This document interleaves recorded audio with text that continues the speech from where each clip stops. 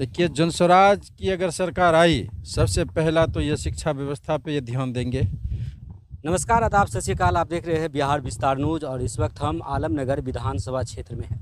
आलमनगर विधानसभा क्षेत्र के एक संभावित प्रत्याशी सुबोध मंडल जी है। हम इनसे खास बातचीत करेंगे। जी, हमारे चैनल में आपका बहुत बहुत स्वागत और धन्यवाद। खैर मकदम। चलिए, आपको भी मेरे तरफ से बहुत बहुत धन्यवाद। आप आलमनगर से विधानसभा चुनाव लड़ रहे हैं। आप की क्षेत्र की समस्या क्या होगी? मेरे क्षेत्र की समस्या सबसे पहले तो हमारे यहाँ का शिक्षा व्यवस्था जो है ये बिल्कुल ख़त्म हो चुका है। और हमारे क्षेत्र का एक ही आवाज़ है कि हम लोगों को शिक्षा, जब तक कि ये सामान्य शिक्षा नहीं होगा तब तक ये शिक्षा का स्तर ऊपर नहीं उठेगा। आपने कहा कि शिक्षा यहाँ पर पूरा ध्वस्त हो गया है, तो शिक्षा सही कैसे होगा? इसको लेकर आपकी पार्टी और आप क्या रोड मैप बनाए हैं? ये शिक्षा व्यवस्था पे ये ध्यान देंगे। दूसरा, हमारे बिहार से जो लोग पलायन करते हैं, इसको रोकने का एकमात्र पीके जी के पास में ये अपना ऐसा तजुर्बा है जो कि अपने बिहारी को यहाँ से पलायन होने से वो रोक सकते हैं। जब तक हमारे बिहार में ऐसा कोई रोज़गार नहीं होता है, ऐसा कोई फैक्ट्री नहीं लगता है, तब तक हमारे बिहार से लोग पलायन करते रहेंगे।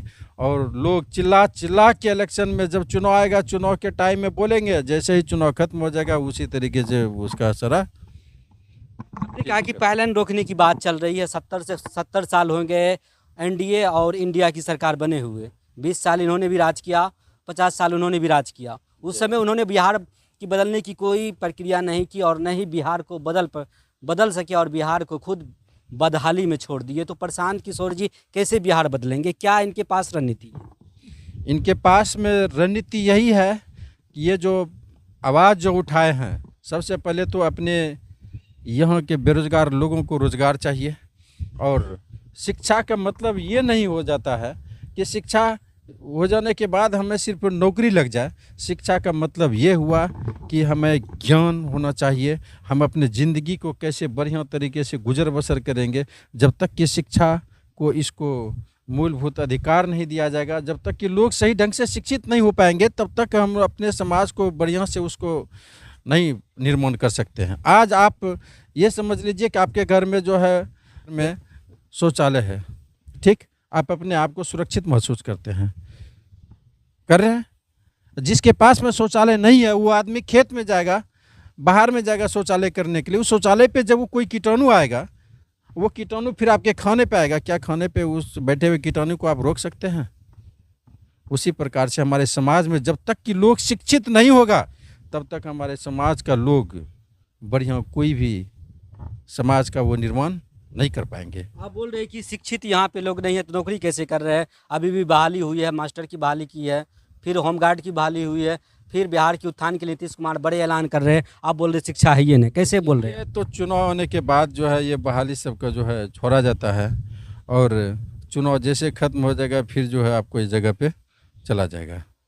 कि घर भी आलमनगर में है। आपने देखा कि आलमनगर में जब बाढ़ की समय आती है, पानी की समय आती है, तो यहाँ पे खरीफ फसल नहीं हो पाती है और यहाँ के किसान खरीफ फसल उपजाऊ नहीं कर पाते। इनको लेकर क्या कुछ आपकी प्रतिक्रिया है और आपकी पार्टी क्या सोचती है? किसानों के लिए भी विशेष रूप से हमारे पीके जी का अपना एक योजना है, कैसे किसान को इसका उत्थान किया जाएगा। और ये से लेके जेड तक सभी बिंदु पे इनका निगाह है। हम जितना भी इस बारे में बोलेंगे ये कम होगा। किसान के यहाँ पे धान नहीं उपज पाती है। यहाँ पे अगर बांध बन जाए तो यहाँ पर लोग धान की खेती कर लेती। तो इन पर आप लोग क्या सोचते हैं, कैसे देखते हैं इन चीज़ों को? देखिए, जब तक कि ऐसा अब सिर्फ ख्याली पुलाव अगर छोड़ा जाएगा, जैसे आज तक होते आया है, और जब चुनाव आता है, चुनाव में तरह तरह के लोग वादे करते हैं। हमारे ये पंचायत के बगल में ये कटरिया बसा है, हम चिल्लाते रहे कि यहाँ पे जब तक ये पत्थर नहीं देंगे तब तक जो है ये रोड, ये गांव हमारा ये कटते रहेगा। और बोलते बोलते परेशान हो गए। इस पर कोई जो बोला कि नहीं नहीं ठीक है, ये आपका बहुत अच्छा सोच है। और मिट्टी हम शुरू से जब मुखिया नहीं थे उस समय भी मिट्टी डालते डालते जो है मेरा लगभग 20 मीटर मेरा सर वहाँ पे हम उन लोगों से बोले देखिए नापी सरकारी जमीन से कराइए उसको, फिर जगह पे आप ला लीजिए। बिहार में सबसे बड़ी समस्या युवाओं की रोजगार की है। रोजगार के लिए लोग दूसरे राज्य पलायन करते हैं, लेकिन अब आप लोग क्या इसको कैसे देखेंगे? बिहार में अगर यहाँ पे कोई उद्योग लगेगा, कोई फैक्ट्री लगेगा, लोग यहाँ से पलायन नहीं करेंगे। और लोग जब पलायन नहीं करेंगे तो अपने घर परिवार में रहेंगे, अपने बिहार का विकास होगा। आज तक हमारे युवाओं का यही एक अरमान, ये सिर्फ अपना पेट पोसने के लिए लोग बाहर जाते हैं और वहाँ पे दूसरे स्टेट के लोगों को करोड़पति बनाने का काम करते हैं। उनका अपना कोई गोल, कोई सपना, कोई लक्ष्य नहीं है। और यहाँ पे अगर कोई रोजगार होगा तो अपने बिहार के बारे में सोचेंगे, अपना घर परिवार का भी विकास होगा, बिहारी का विकास होगा, बिहार का विकास होगा। और इसको विकास होने से कोई नहीं रोक सकता है। आप जो चुनाव लड़ रहे हैं, क्या मुद्दा रहेगी आपकी, क्या मुद्दा है इस क्षेत्र की? इस क्षेत्र की बस यही है कि हम लोग जितने भी हमारे 95% लोग हैं, सभी लोग किसान वर्ग के लोग हैं। और यहाँ पे मक्का का जो मुख्य रूप से खेती होता है, और हमारे क्षेत्र में अगर मक्का का ऐसा कोई उद्योग लगता है तो लोग पलायन नहीं करेंगे और लोग, हमारे जितने भी किसान हैं, सभी लोग खुशहाल रहेंगे। तो आप यहाँ मक्का के उद्योग लगाना चाहते हैं? बिल्कुल। अच्छा, सड़क और ये बेरोजगारी खत्म करने का जो बताए, वो इसी पे इनका ज़्यादा फोकस है। बिहार की इन चीज़ों को आप लोग कैसे देखते हैं?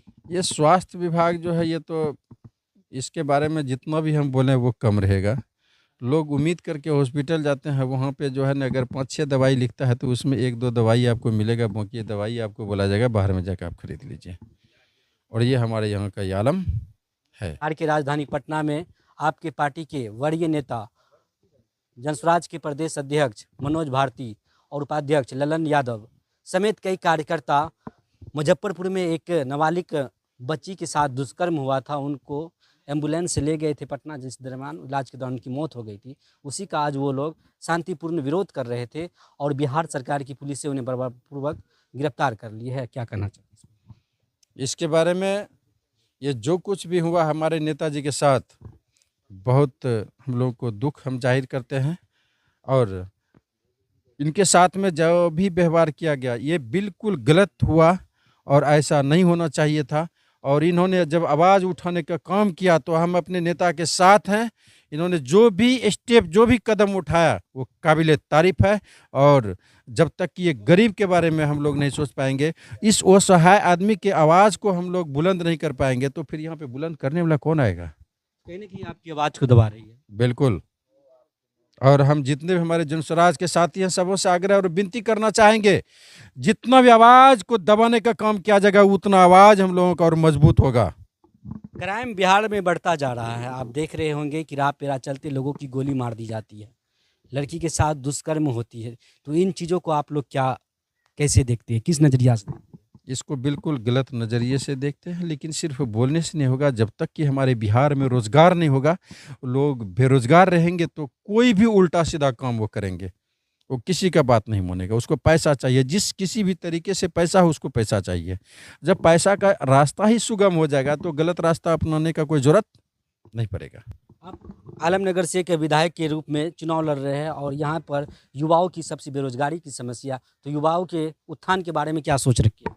युवाओं से हम आग्रह और विनती करना चाहेंगे, सभी लोग, जो आदमी जॉब की तैयारी करते हैं, जिन जॉब में आ गए ठीक है, जो नहीं हो पाए तो उसको रोज़गार में आना पड़ेगा।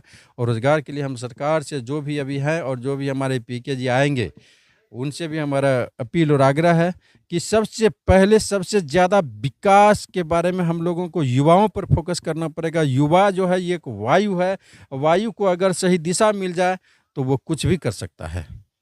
आप आलमनगर के आम जनता से हमारे चैनल के माध्यम से क्या अपील करना चाहते हैं? हम आलमनगर की तमाम महान जनता से आग्रह और विनती करना चाहेंगे, इस बार हमारे जनस्वराज के साथ आप लोग आएँ और कदम से कदम मिला के चलें, ताकि आम आवाम सभी लोगों की आवाज़ को बुलंद करने का काम करेंगे। और सभी लोगों का जो अपना सपना है, अपना जो एक गोल है, उसको पूरा करने का एकमात्र एक वो शख्स है, वो प्रशांत किशोर जी हैं। तो आपने देखा कि हमारे साथ बातचीत कर रहे थे आलमनगर विधानसभा क्षेत्र के संभावित प्रत्याशी सुबोध मंडल जी, जो पूर्व में 2 बार मुखिया भी रह चुके हैं और इस बार क्षेत्र से चुनाव लड़ रहे हैं। इनका कहना है कि यहाँ पर जो अभी सबसे बड़ी समस्या है युवाओं की, युवा बाहर पलायन करते हैं, लेकिन उन्हें यहाँ पर अगर रोज़गार दिया जाए तो यहाँ पर मकई, जैसे यहाँ पर आलमनगर में सबसे ज़्यादा मकई की खेती होती है, अगर यहाँ पर मकई की खेती, यहाँ पर मकई के बारे में फैक्ट्रियाँ लगाई जाए तो यहाँ पर मिनिमम 10 से 20 हज़ार युवाओं को रोज़गार मिल सकता है और यहाँ से पलायन रुक सकता है। बहरहाल आप लोग इस वीडियो के बारे में क्या सोचते हैं और अपने कमेंट सेक्शन में जानकारी जरूर दें। मिलते हैं अगले वीडियो में। जय हिंद, जय बिहार।